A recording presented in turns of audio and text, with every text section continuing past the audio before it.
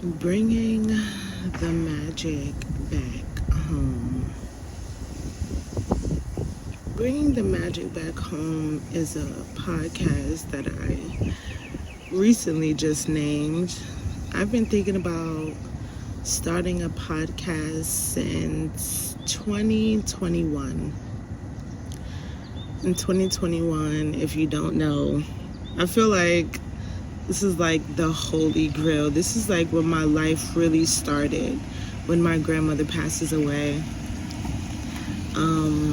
My grandmother, Ramilla Dixon, after she passed, I needed to be outside. I would have frequent panic attacks, anxiety, episodes inside the house, like cabin fever, hay fever to the thousand. My grandmother passed away in her home alone, and I think a part of my panic attack or fear was centered around that. And I needed to just like go outside. And I would go to this like park with so much trees and just talk to myself. Like, I would just talk to myself. I would record it, and I didn't know what I was doing. I'm like, what am I doing? I don't know what I was doing it for, but every time I listened to myself, it would calm my anxiety down. And after all these years, I conclude that time just me honoring myself. Like, I was so afraid inside the house. I needed to go outside, and I'm like, why do you need to go outside? Why are you even feeling this way? It's not that serious. Like, it's not that serious. Like, but every time I would stop myself from doing what my body needed, what my spirit needed, what my heart needed, what my mind needed, I would have anxiety. I would be in panic and fear mode. I'm outside front, so that's why y'all hear the cars going by. But I say that to say this. I think that's why a lot of us have anxiety. I think that's why a lot of us is starting to pick up with the mental health issues, are starting to see it more within ourselves. Is because we're not honoring ourselves. Like, that's when it shows. That's when you feel discombobulated and torn within yourself, is when you're not doing what your spirit wants to do. When you're not honoring yourself.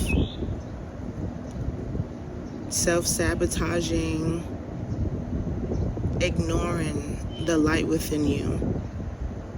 That's when you start getting a little rocky, you start getting a little testy. And I feel that way about this podcast. Because I'm like, how am I going to structure it, right? How am I going to structure it? What do I want to talk about? All I know is that bringing the magic back home, that's fire. Like, that's a fire title for me. Like, that just, I was in the shower thinking about it, and I'm just like, that's what it's gonna be. And I'm gonna just do it.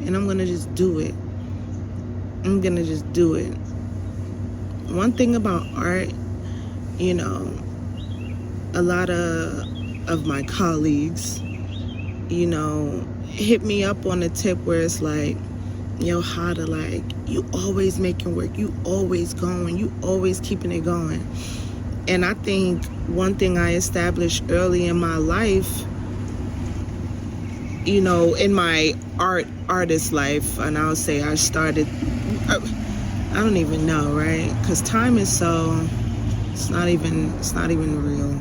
It's all together, all encompassing and folding over in each other. It's folding over itself, I feel, time. But let's say high school.